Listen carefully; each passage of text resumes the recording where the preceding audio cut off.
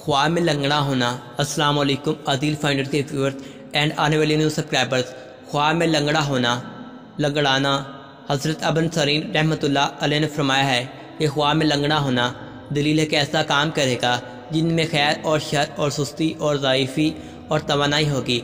और बात अहले तबीर ने बयान किया है, अगर अपने आप को लंगड़ा और कमज़ोर देखे दलील है कि लोगों की निगाह में ज़लील व ख़वार होगा।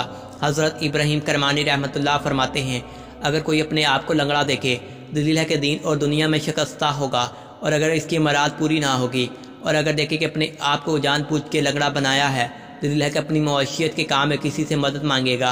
और अगर देखे कि लंगड़ा हुआ है और लाठी के सहारे चलता है दलील है किसी मोतबर आदमी से मदद चाहेगा और इसकी मराद हासिल होगी। और अगर देखे कि कसद्दा और अपने आप को लंगड़ा बनाया है दलील है कि ज़ाहरी तौर पर किसी पर भरोसा करेगा और असल में इस पर एतमाद ना होगा। हज़रत जाबिर मगरिबी फरमाते हैं, अगर कोई अपने आप को देखे कि दोनों पाँव से लंगड़ाता है और दोनों हाथ में लकड़ी पकड़कर चलता है दलील है कि शादी खाना दारी के शुगल में आजिज़ और दरमानदा होगा।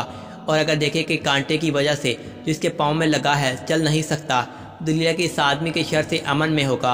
और अगर देखे कि इसके दोनों पाँव में कांटा लगा है और सूजे हुए हैं और लंगड़ाता नहीं है दलील है कि दुश्मन इस पर हसद करेगा और इसका माल और मर्तबा ज़्यादा होगा।